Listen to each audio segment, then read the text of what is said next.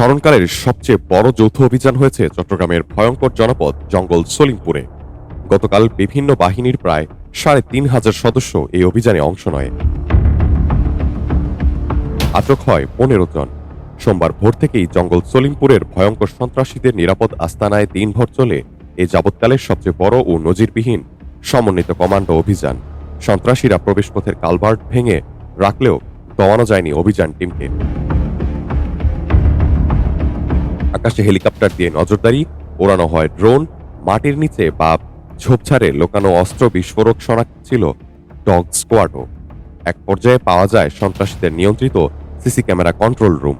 অন্যতম অভিযুক্ত ইয়াসিন ওরফে রুকুনকে পাওয়া না গেলেও অভিযানে আটক করা হয় বেশ কয়েকজনকে। পরে জঙ্গল সলিমপুরে অপরাধ দমন আইনশৃঙ্খলা রক্ষাকারী বাহিনীর ক্যাম্প স্থাপনের কথা জানানো হয়। ডেস্ক রিপোর্টার, আজকের খবর।